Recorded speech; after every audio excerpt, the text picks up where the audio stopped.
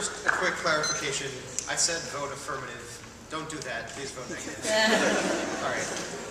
First, about the constitutionality of their plan. They proved that a draft is constitutional. We don't disagree with that.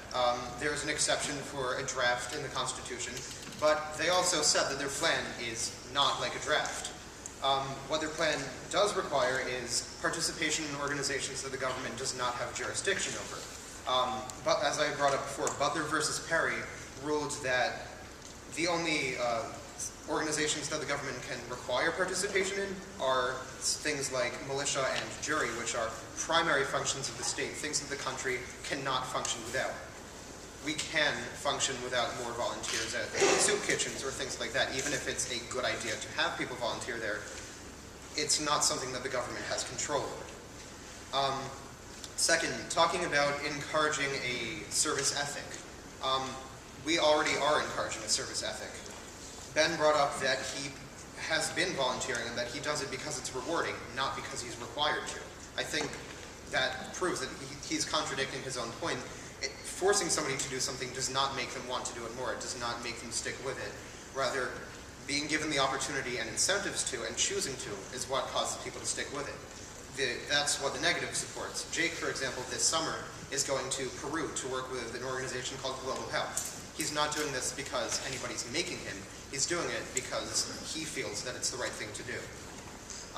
And further, we have things like Obama's initiatives and tax deductions to inspire service already. You don't need to mandate service to make people do it.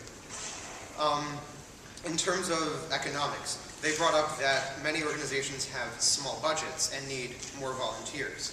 However, if they have these small budgets, how are they going to train volunteers? Are the people going to just come and work untrained, or are they going to be paying their bosses and taking their time to spend time training the new volunteers? And with these new volunteers working for only 200 hours over a period of 6 years, 30 minutes a week, how effective can that be?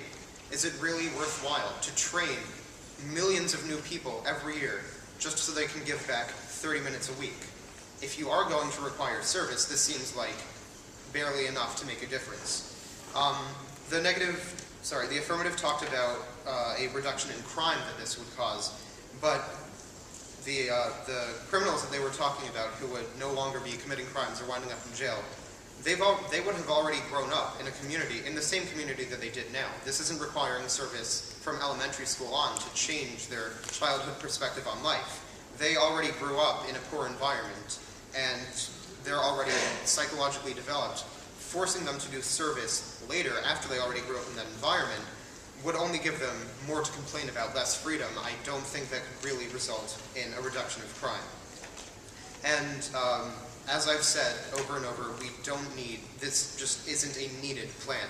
We have the Selective Service Act, for example, if it's determined that we need an increase in the number of soldiers in the military, but clearly that isn't the case. The plan that the affirmative presented to you may sound patriotic, but it's a violation of the Constitution.